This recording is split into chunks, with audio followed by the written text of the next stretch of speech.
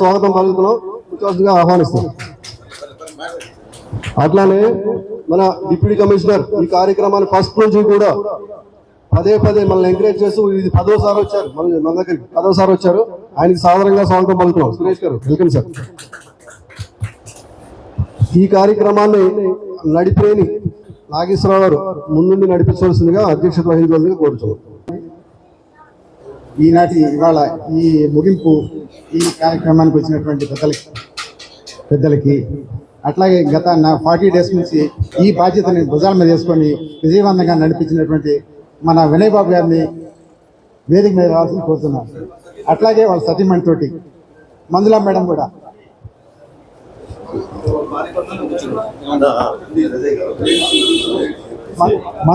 రావాలి.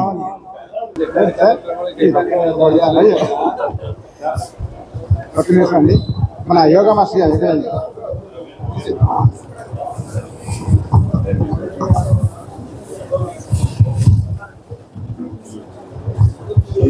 మన engineers colony తరఫున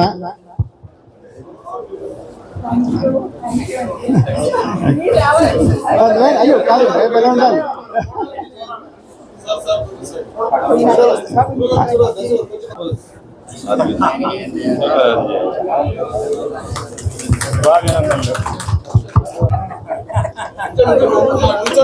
మన శ్రీనివాస్ సత్యనారాయణ గారిని సన్మానిస్తున్నారు. Thank you Srinivas.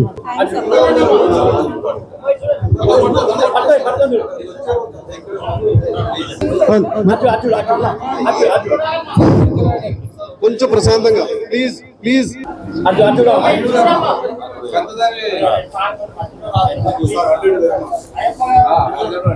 ప్రతి మగాడు వెనక ఆడదొడు ఉంటారు, కానీ ప్రతి సేవ వెనుక ప్రతి సహాయం వెనుక ఆడదొండదు.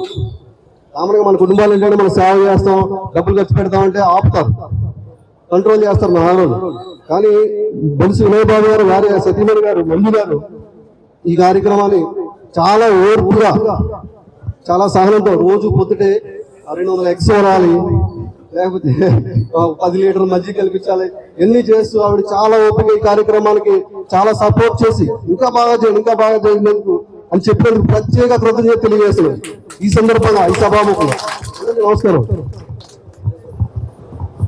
అట్లాగే మన యోగ మాస్టర్ గారిని మాట్లాడవలసింది కోరుతున్నాను. హలో, అందరికీ నమస్కారం. పారిశుద్ధ్య కార్మికులు, మహిళలు, పురుషులు వాళ్ళందరికీ కూడా ఈ సేవను అందుకున్నందుకు గాను అభినందనలు. ఒకే సంతోషం.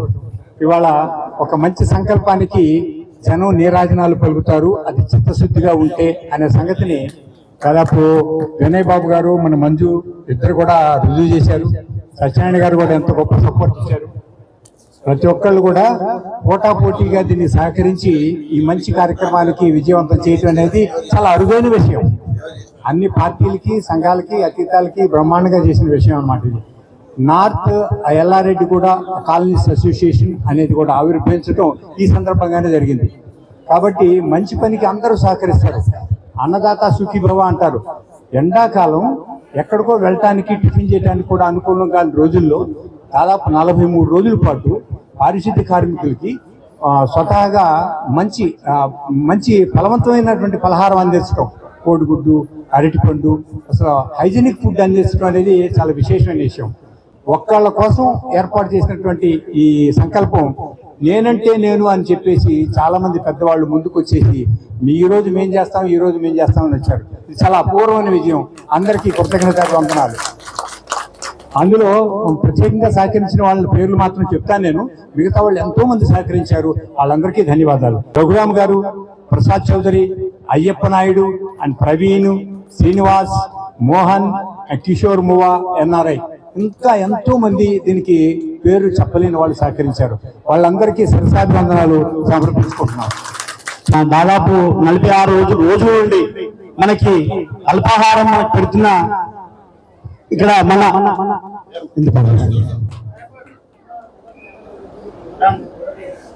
అంటే మనతో పాటు మన కుటుంబ సభ్యులాగా మనకి డైలీ 46 రోజుల నుంచి మనకు బ్రేక్ఫాస్ట్ అందించినందుకు ఎవరైతే అందించాలో వాళ్ళందరికీ పేరున పాదాభివందనాలు సార్. నమస్తే అండి. ఇంత గొప్ప కార్యక్రమం, ఇంత మంచి కార్యక్రమానికి నన్ను భాగస్వామ్యం చేసినందుకు ఈరోజు చాలా ఆనందంగా ఉంది. అలాగే ఒక చిన్న వెలితి కూడా ఉంది. 46 రోజుల నుంచి చేస్తున్న ఈ ప్రోగ్రామ్ లో మా అన్నలు ఎవరు కూడా నాకు ఒక విషయం కూడా చెప్పుంటే నేను కూడా ఒక ఉడత సాయంగా నేను ఉండేవాడిని ఫీల్ అవుతున్నా. ఎనివిచ్వే చేసింది అందరూ మన వాళ్ళే, అది కూడా ఫ్యామిలీ మెంబర్స్ కే చేసేవి కాబట్టి, ఫ్యామిలీ మెంబర్సే కాబట్టి ప్రత్యేకంగా అందరికీ ముందు నేను కృతజ్ఞతలు చెప్పుకోవాలనుకుంటుంది మన కార్మిక సోదరులందరికీ. ఎందుకంటే వాళ్ళ ప్రాణాలను సైతం పక్కన పెట్టి రోడ్ల మీదకి వచ్చి వాళ్ళు పరిశుభ్రంగా ఉండకపోతే మనం ఈ రోజు ఇంత ఆనందంగా ఇంత గొప్పగా బతికే వాళ్ళం కాదు.